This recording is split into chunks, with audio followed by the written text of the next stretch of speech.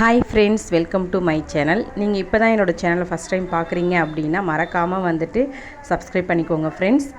நான் இன்றைக்கி வந்து ஒரு ஹெல்த்தியான பிரேக்ஃபாஸ்ட் தான் ரெடி பண்ணிகிட்ருக்கேன். என்னென்னு பார்த்தீங்கன்னா கேழ்வரகு மாவு அடை தான் செஞ்சிட்ருக்கேன். கேழ்வரகு மாவை வந்துட்டு நீங்கள் வந்து தண்ணி ஊற்றி உப்பு போட்டு நல்லா வந்து பிசைஞ்சு வச்சுக்கலாம். அதில் கொஞ்சோண்டு ஆயில் கூட நீங்கள் ஊற்றி பிசைஞ்சிக்கலாம்.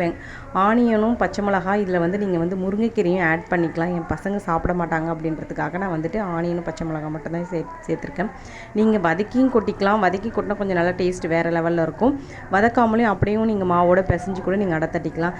நான் எப்பயுமே வந்து கையால் தான் ஃப்ரெண்ட்ஸ் அடை வந்து தட்டுவேன். சில பேர் வந்துட்டு வாழையில் வச்சு கூட தட்டுவாங்க. நான் வந்து கையாலேயே வந்து தட்டிடுவேன். ஆயில் கொஞ்சம் கையில் நம்ம வந்து அப்ளை பண்ணிக்கிட்டு நீங்கள் அதுக்கப்புறமா வந்து நீங்கள் இந்த மாதிரி தட்டிங்கன்னா நல்லா சூப்பராக நல்லா மெல்லிசாகவும் நல்லா தட்டுறதுக்கு ஈஸியாகவும் இருக்கும். இது மாதிரி ட்ரை பண்ணி பாருங்கள்.